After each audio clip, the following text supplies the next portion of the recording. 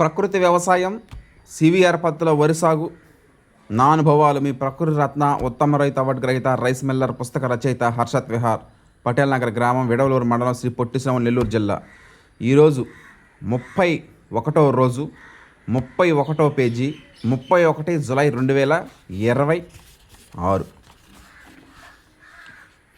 ఇవన్నీ తెలుసుకోవడం జరిగింది. గత నెల రోజుల నుంచి, 30 రోజుల నుంచి తెలుసుకోవడం జరిగింది.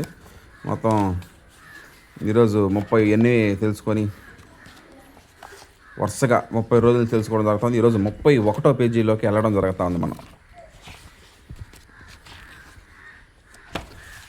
నేను నా జీవిత భాగస్వామి గురించి తెలుసుకోవడం జరిగింది.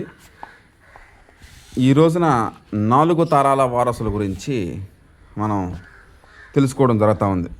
వేటగిరి వంశంలో దాదాపు ఒక 90-100 సంవత్సరాల నుంచి 4 తరాల వారసులు. పూర్వం రోజుల్లో ఒక్కొక్క ఇంట్లో 10 మంది 12 మంది మనుషులు ఉండేవాళ్ళు. ఇప్పుడు కాలక్రమేణా ఒకరు, ఇద్దరు, లేదా ముగ్గురు, లేదా 4 అంతే, అంతకుమించి లేరు. ఫోటోలో కనిపిస్తున్న వాళ్ళు, అంటే పై ఫోటో వేటగిరి వెంకటస్వామి గారు, అంటే మా జేజి తాత.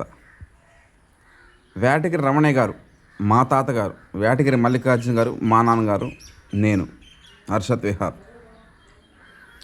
కట్ చేస్తే ఇది మొన్న 2 years బ్యాక్ తీసిన ఫోటో. ఇది వేటగిరి రమణయ్య గారు తాతయ్య, వేటగిరి మల్లికార్జున గారు, నేను, నా కుమారుడు వేటగిరి దేవదర్శనం. ఈ విధంగా 4 తరాల వారసులు ఒకే ఇంట్లో కలిసి నివసిస్తున్న ఈ రోజుల్లో ఇది ఒక హైలైట్.